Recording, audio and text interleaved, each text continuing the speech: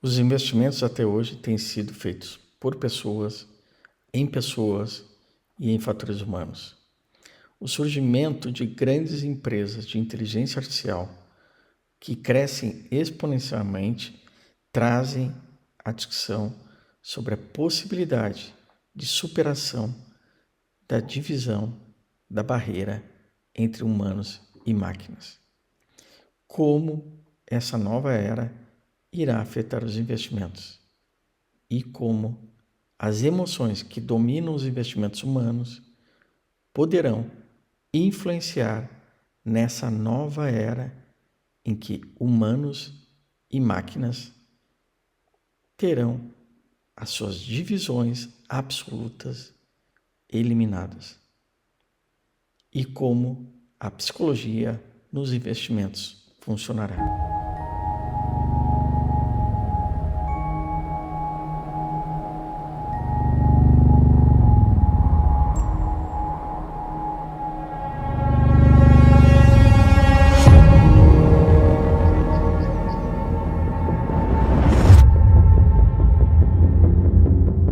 Over the next few days, you're going to be the human component in a Turing test.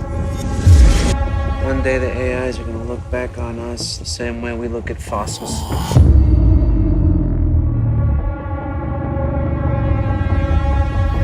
Hello. How do you feel about her? Oh man, she's amazing. You're impressed? Yes. Do you want to be my friend? Of course. Now the question is, how does she feel about you? Do you think about me when we aren't together?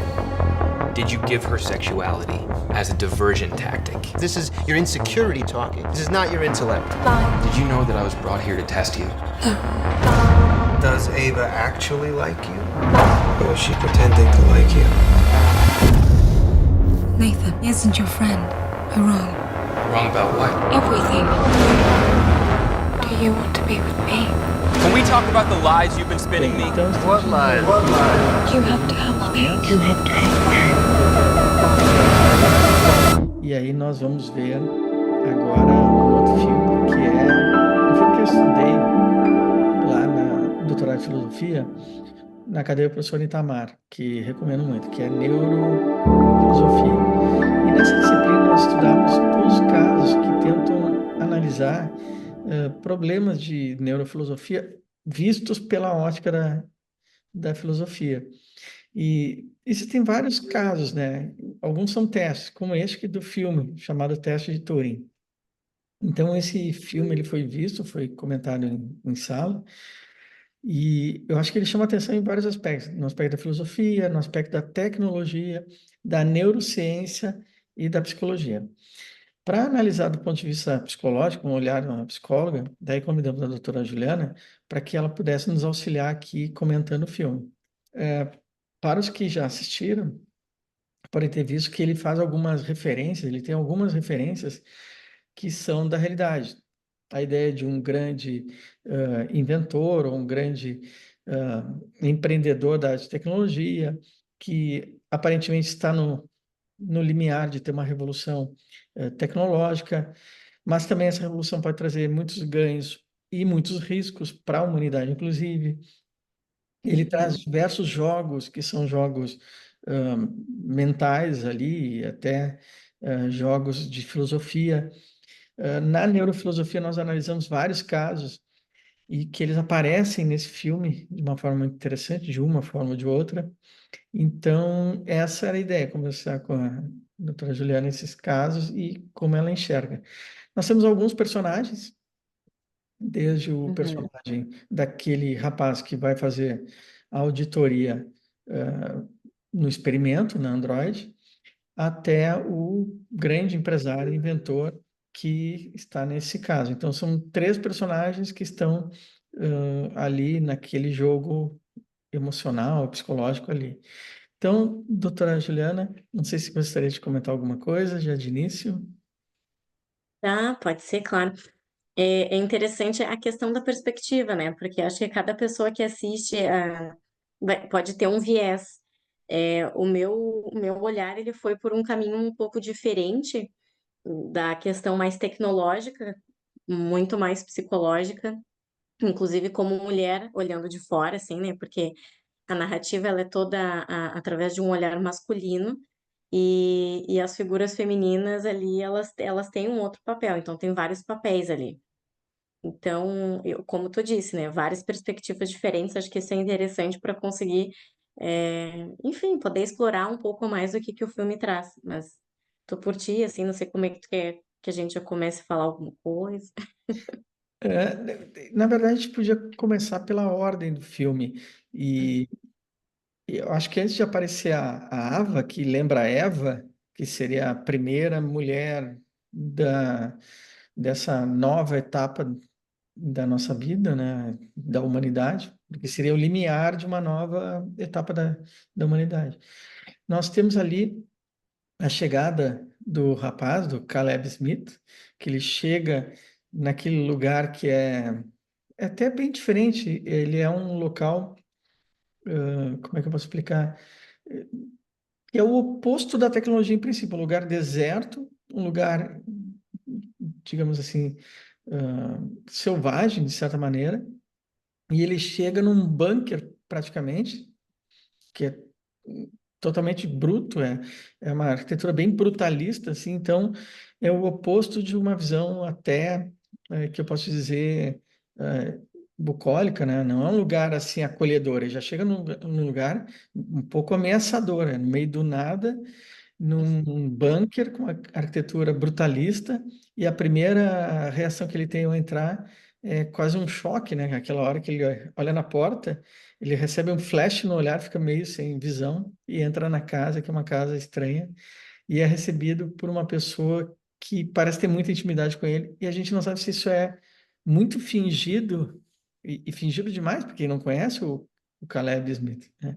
Então, eu não sei se essa primeira reação me chamou muita atenção, assim, que o filme de tecnologia parece que já está entrando num ritmo meio de suspense, né? Eu fiquei um sentimento meio estranho, não sei se tivesse esse sentimento.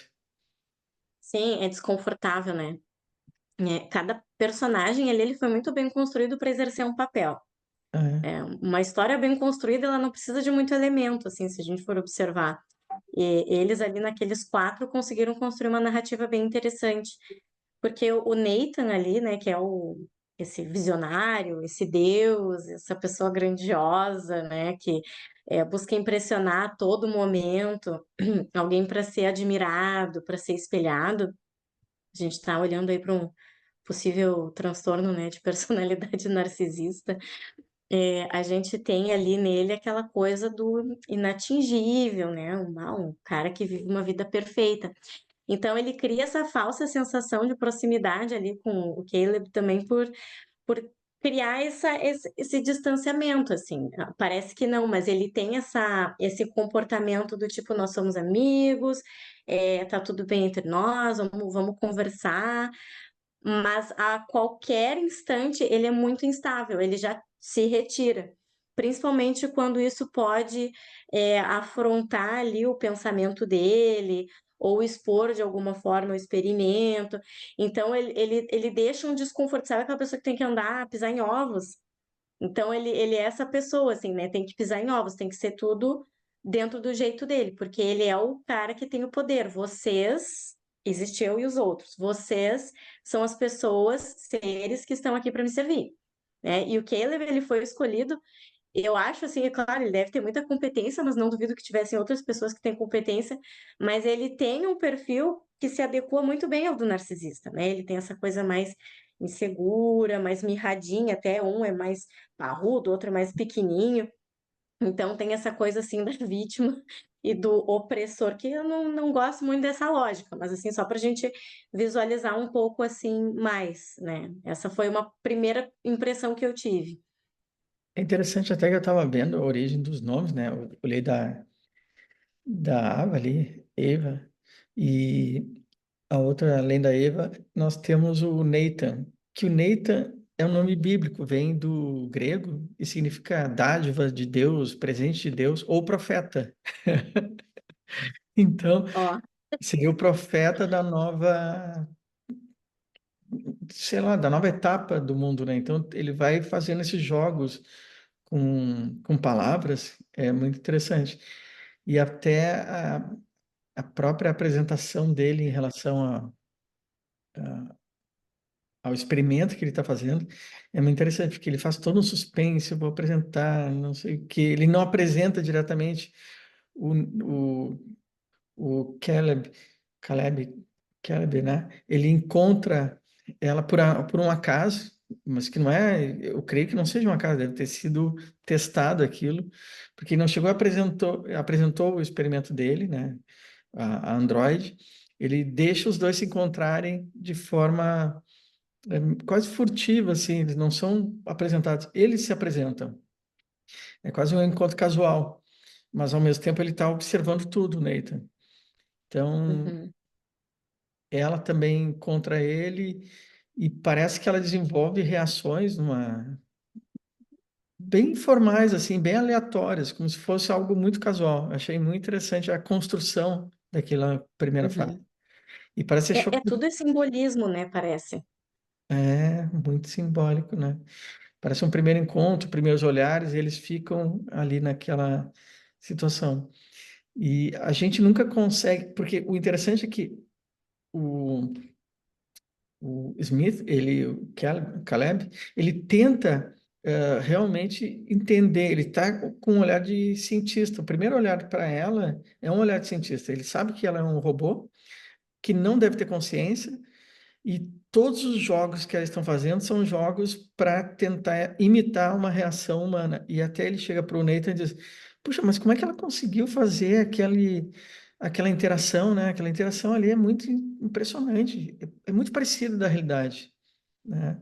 Uhum. E a gente fica pensando, né? Será que realmente a gente consegue testar e transportar essas reações humanas para dentro de um computador, né? Uhum. Até o próprio Alexa, não sei se tem Alexa, não tem Alexa, mas a Alexa ela tentava imitar algumas reações um pouco aleatórias, né? Ela tinha uma biblioteca de respostas que dava a entender, olha, não fale isso, ah, não é uma pergunta adequada, etc. Então, eu acho que as empresas de tecnologia estão tentando fazer isso e Uhum. não sei se isso é possível, né? Sabe que agora tu falou essa questão do nome, eu já vou por um caminho bem simbólico, assim, que eu achei interessante, porque se por um lado a gente tem uma representação do que seria a história bíblica ali, né? A gente tem o Nathan como Deus, o Caleb como o homem, né? O homem é aquele que a sua imagem e semelhança, mas nem tanto, né? Tem os seus limites, então ele tem que tentar construir o seu poder aqui também, porque acho que todo ser humano precisa de uma certa dose de poder. O mundo é muito cruel, muito assustador. Ter uma dosezinha ali é necessário para a saúde mental. Então ele vai muito nesse caminho, assim, tentando o que ele consegue. Então ele vai pelo caminho do herói. E a gente tem as figuras femininas ali da história, né? A gente vai ter a Eva, não sei se a outra poderia ser uma representação de Lilith, assim, mas acho que muito ruim, assim, né? Porque a Lilith é uma mulher bem forte e determinada, mas que dentro da história, eu esqueci o nome dela, mas essa outra personagem, ela tem uma importância muito grande. É aquela que se rebela silenciosamente ali. Então, eu acho que é interessante a gente olhar por essa perspectiva simbólica, né? Mas também esse outro lado sei lá, a vida imita a arte, né? Não que a religião seja uma arte, mas assim, o representativo. Porque o que acontece ali? A gente tem o simbólico do ser humano que está sempre tentando exercer poder, né? Nós temos, eu acho que enquanto sociedade, nós temos uma ferida muito forte, assim, de se sentir importante, de se sentir poderoso, de se sentir grandioso de alguma forma. E essa construção dos robôs, da inteligência artificial, é muito antiga, né? O ser humano está sempre tentando encontrar alguma forma de domínio para preencher essa sensação, talvez até de insegurança, inferioridade. E ali eles representam isso colocando mulheres, como sempre, mulheres subjugadas, mulheres dominadas, que tem o lado simbólico religioso e tem o lado simbólico, né, cultural também, as mulheres ali sendo aqueles seres subjugados e os coitadinhos dos rapazes, aqueles pobres homens, né, que foram tapeadas por uma mulher, a maçã ali, a serpente do paraíso. Ah, se bem que a outra Android podia ser uma serpente, né, do paraíso. Agora pensando assim. A outra era a Lili, não era a Lili? Eu esqueci o nome dela. É, porque tem uma que é a Lili, eu não me recordo também. É, como é que É, era o nome da outra? poderia Eu ser a posso Lili. olhar aqui. É, porque se for Lili, é a Lili. É, daí faria sentido, né? Fiquei pensando, porque eu não tinha feito essa associação, e agora eu pensei, do X. Caleb também tem um significado. Não, é a Kyoko. É a Kyoko? A Ah, Lily é outra.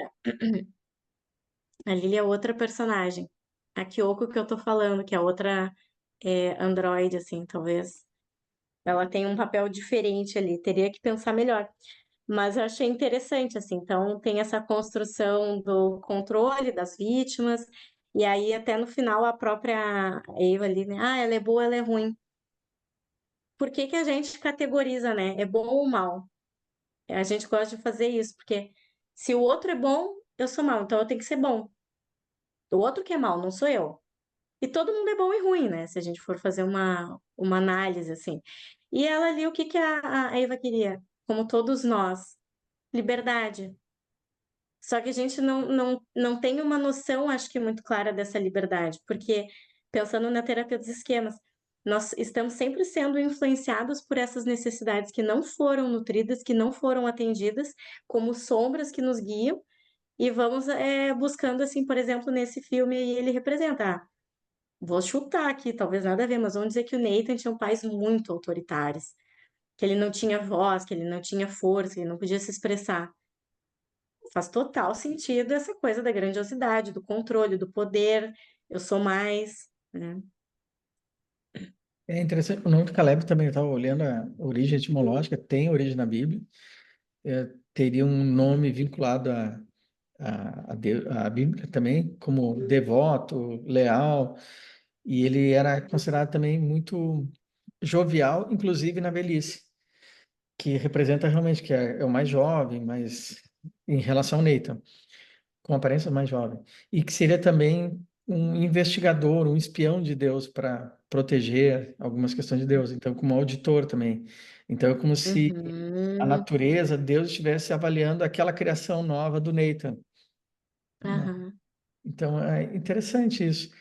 E, e realmente tem esses elementos de simbolismo, né? Esse é um filme cativo porque tem vários jogos ocorrendo, tanto de neurociência como também quase questões meio teológicas ali, com simbolismos. Eu não tinha feito muito essa análise, assim, mas agora a gente conversando e com esses significados dos nomes fez bastante sentido, assim, para mim. É interessante também que o filme ele ele tem essa questão da liberdade, né, que você mencionou, que é da luta pela liberdade, mas também tem um pouco de daquele livro da Mary Shelley, que é Frankenstein, que alguém cria Uhum. algo e essa criatura ela acaba se voltando contra o criador, que é o caso do Frankenstein. Então, o Nathan cria a Eva, que seria a primeira da sua espécie, e por incrível que pareça, a Eva se rebela contra ele, como se a tecnologia se rebelasse contra a natureza, contra a humanidade. E nesse caso seria pela liberdade, mas ela acaba se rebelando e quase como no Frankenstein, ela vai contra a própria existência do criador, né? E engraçado que ela não mata o Caleb, ela deixa ele vivo, né? A gente não sabe se é para Sim. deixá-lo lá sofrendo, para morrer, ou para salvá-lo, ou para protegê-lo, né? Então, interessante também. Eu já tenho dúvida, assim, sabe o que eu fico pensando? Será que a gente não tem um complexo, assim, porque a gente diz que se rebela contra nós, ou será que não se adequou aos nossos padrões do que a gente considera adequado ou esperado? Porque, por exemplo, né, enquanto cuidadores, enquanto pais, a gente projeta nos nossos filhos o que a gente gostaria que eles fossem no futuro, que tipo de pessoa. Não generalizando, mas é um padrão, assim. Ah, como eu gostaria que o meu filho fosse, quantas histórias de pessoas que, nasceu, vai ser jogador de futebol, ou vai ser médico, e essa pessoa sente que não pode ser ela mesma, ela não pode exercer o controle sobre a própria vida. Então, eu te devo a minha criação, então eu não posso ter escolha. Aí vai lá, acabou criando ali pela história, né, uma consciência. Ela decidiu que ela não queria ser prisioneira. E isso foi considerado errado, né? Se a gente for olhar. E as histórias de filmes assim que a gente vê, geralmente tem muito isso, a máquina se rebelando, mas parece tão representativo desse simbólico que a gente já vive no nosso dia a dia, o nosso medo de perder a mão. Agora uma pergunta, a Ava seria filha do Nathan? Pois é, ele criou ela, né? E ela seria filha dele, então ela se rebela contra o pai. Teoricamente, sim, né?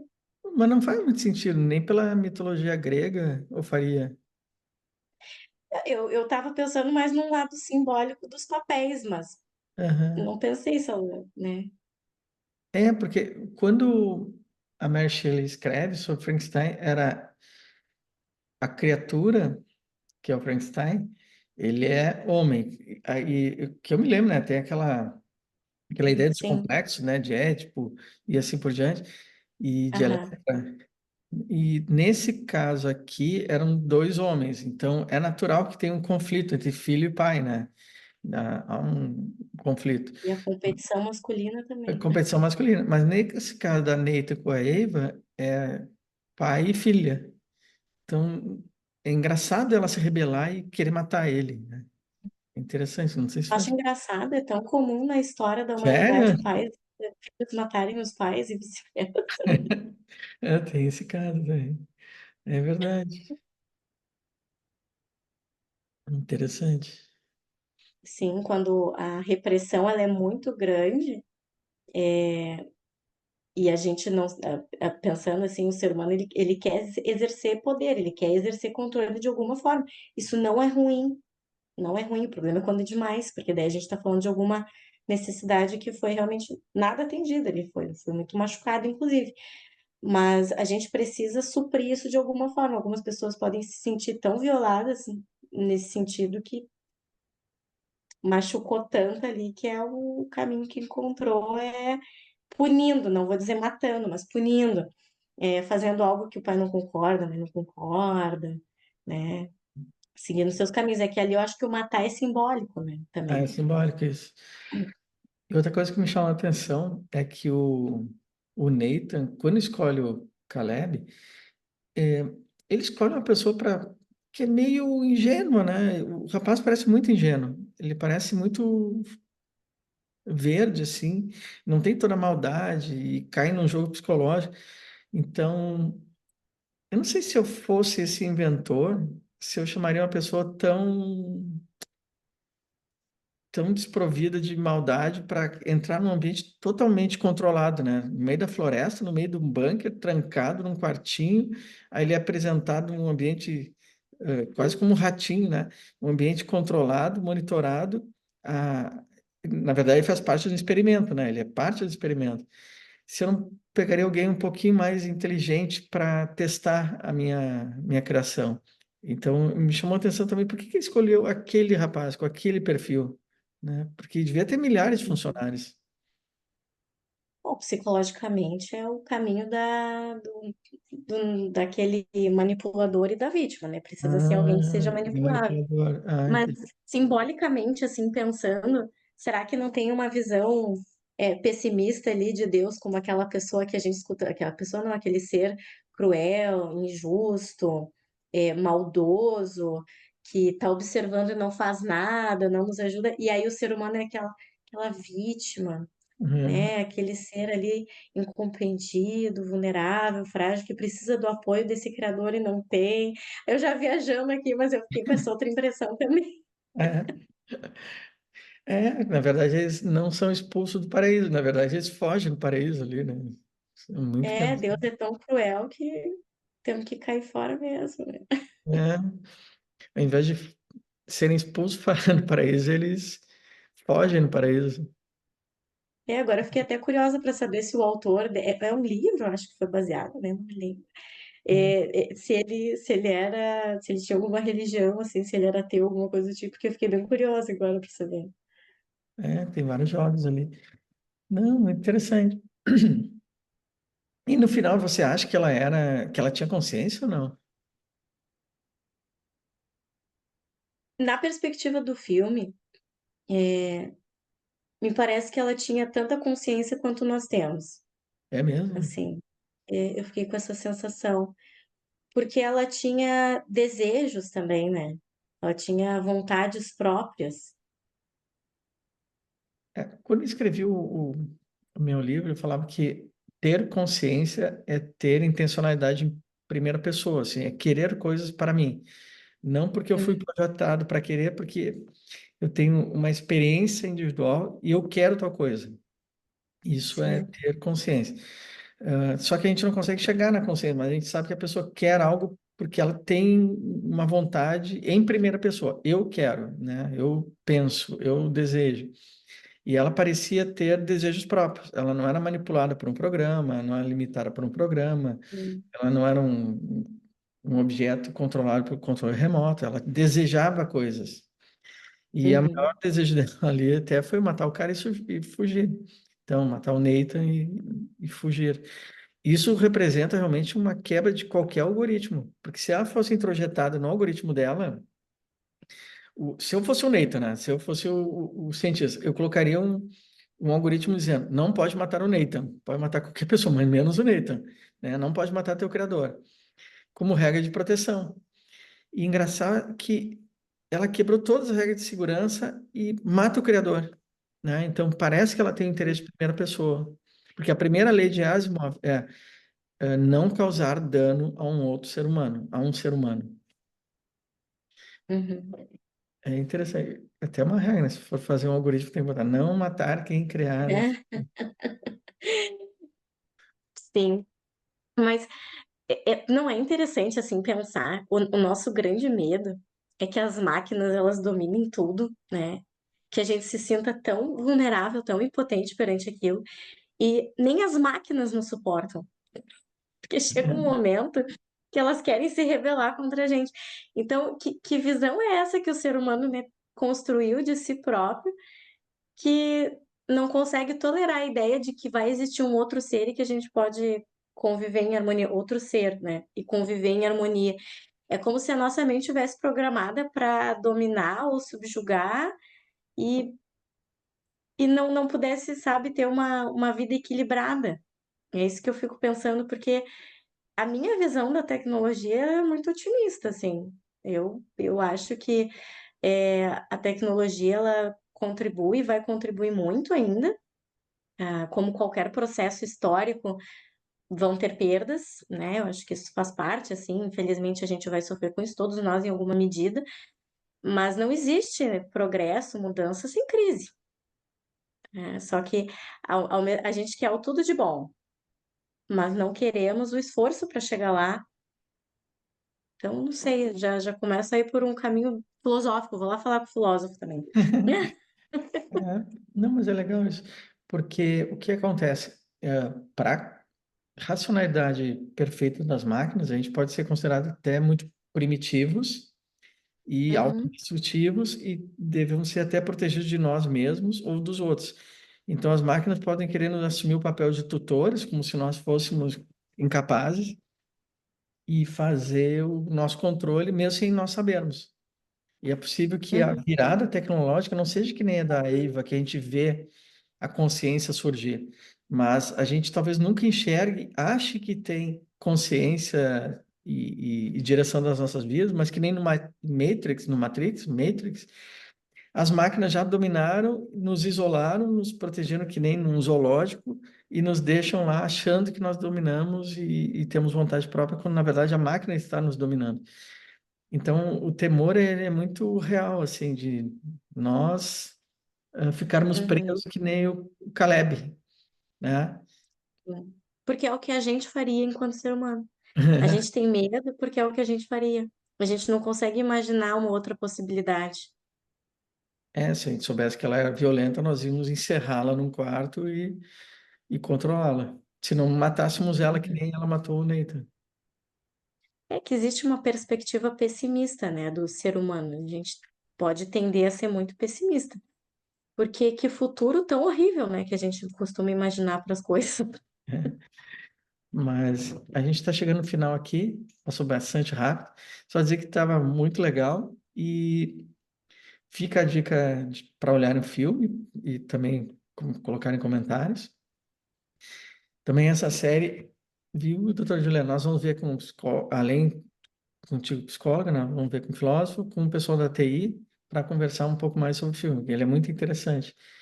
E aí várias pessoas perguntaram sobre a série sobre os sete pecados capitais, a ira, Ah, a sim. soberba e etc. E nós temos que ver o outro filme, aquele também, o Succession, a sucessão. Ah, tu falou, tu falou. É nessa linha do Ex Machina, acho que é, né? Tem aquele Her também, né? Já assistiu? Isso, todo mundo falando Her. Aham. É É, legal. esse aí é uma perspectiva, eu achei até mais otimista comparado às outras que a gente tem da inteligência artificial. Uma É. inteligência que criou consciência e não foi ruim, pelo menos não no que a gente costuma ver como ruim, que é esse exagero. Foi só um ser tomando consciência, tomando decisões ali, né? Que a gente perdeu o controle. Que legal. Então tá, muito obrigado e nos encontramos de novo e fica a pergunta, né? Será que a Eva tinha consciência ou não? Então tá. E agora? Tan, tan, tan, tan. Então tá. Então Tchau, tá. muito obrigado. Até a próxima.